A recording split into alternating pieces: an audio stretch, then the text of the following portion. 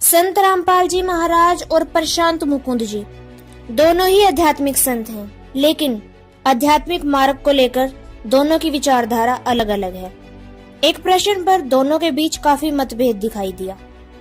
प्रश्न कुछ इस प्रकार से है कि हमें परमेश्वर प्राप्ति के लिए किन मंत्रों का जाप करना चाहिए जिससे हमें पूर्ण परमात्मा की प्राप्ति होगी और हम इस जन्म मरण के चक्कर से बाहर निकल पाएंगे।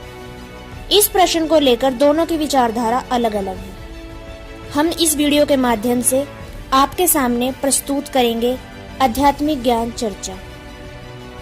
बारी बारी जानेंगे दोनों संतों के विचार। तो आइए पहले जान लेते हैं प्रशांत मुकुंद जी के विचार। हरि का नाम ही है तो कौन सा नाम लेना है, तो बताते हैं इति षोडक अक्षक नामनम कली कल्मश नाशनम नत परतरोपाय सर्व वेदेषु दृश्यते। सारे ही वेदों ने दर्शाया कि 16 अक्षर का 16 मंत्र जो नाम है 16 शब्दों में होने चाहिए। तो 16 शब्दों में बस एक ही मंत्र है, महामंत्र हरे कृष्ण कृष्ण कृष्ण हरे हरे, हरे राम राम राम हरे हरे। तो ये 16 शब्दों का जो मंत्र है इसे महामंत्र कहते हैं और इसी मंत्र में सभी मंत्र समावित होते हैं। इसके लिए आपको अलग से और कोई मंत्र करने की आवश्यकता नहीं रह जाती। तो अब आप देखिए कि अगर हम भगवान को प्रसन्न करना चाहते हैं तो सदा जपते रहिए तुलसी माला को लेकर के हरे कृष्णा कृष्णा कृष्णा हरे हरे, हरे राम राम राम हरे हरे। आशा है आप इसी तरह से जप करेंगे और अपने जीवन को सफल बनाएंगे। हरे कृष्णा। आइए अब जानते हैं संत रामपाल जी महाराज के विचार। राम राम हरे हरे, श्री कृष्ण कृष्ण हरे हरे, राधे श्याम सीताराम, राधे राधे श्याम राधे, ओम नमः शिवाय, ओम भगवते वासुदेव नमः। ये गायत्री मंत्र ये मोक्ष मार्ग के मंत्र नहीं है, ये व्यर्थ है, यूजलेस है।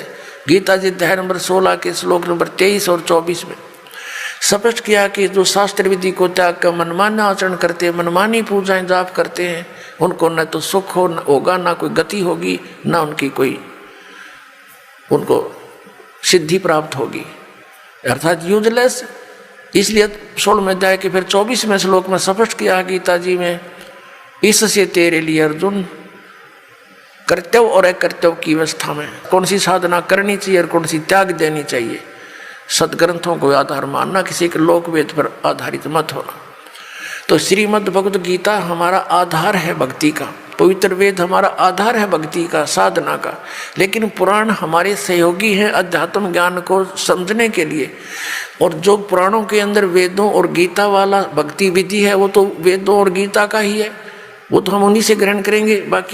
बाकी अन्य उसके अंदर उस ऋषि वक्ता, पुराण के वक्ता का अपने घर का ज्ञान है जो वेदों और गीता से नहीं मिलता, वो हमने स्वीकार नहीं करना। अब गीता ज्ञानदाता कहता मेरा एक ओम अक्षर है, नथिंग एल्स, और कोई जाप ही नहीं है।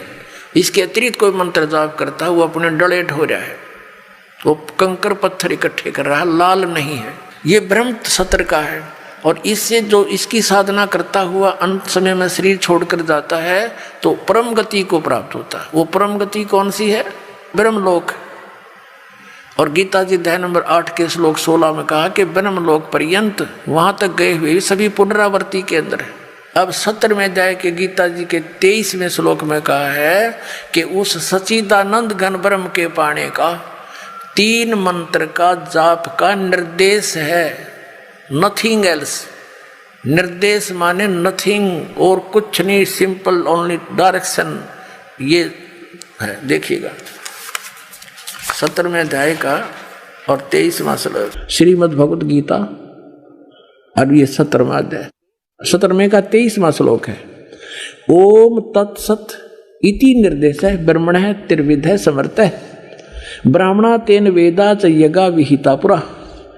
ओम ओम तत् तत् सत सत, ऐसे यह 3 प्रकार का सच्चिदानंद घन ब्रह्म, उस परम अक्षर ब्रह्म का मंत्र कहा है।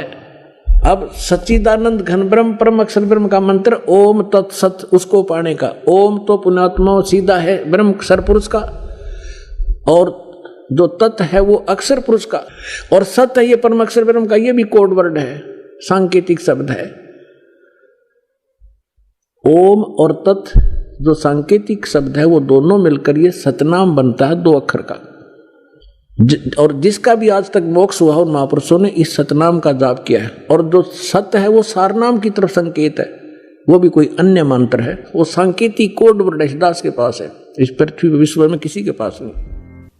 तो दोस्तों, अब निर्णय आपके हाथ में है कि आप संत रामपाल जी द्वारा बताए गए शास्त्रों के अनुसार ज्ञान को स्वीकार करते हैं या प्रशांत मुकुंद जी द्वारा बताए गए मनगढ़ंत मंत्रों का जाप करके अपने समय को नष्ट करते हैं। दोस्तों, यदि आपको संत रामपाल जी महाराज के विचार जानने हैं और आगे अपने शास्त्रों का पूरा ज्ञान प्राप्त करना है कि आखिरकार हमारे शास्त्र क्या प्रमाणित करते हैं, तो आप संत रामपाल जी महाराज का सत्संग 7:30 बजे साधना चैनल पर सुन सकते हैं। संत रामपाल जी महाराज का सत्संग साधना चैनल पर 7:30 बजे से 8:30 बजे तक आता है और ईश्वर टीवी पर 8:30 बजे से 9:30 बजे तक। देखना ना भूलें।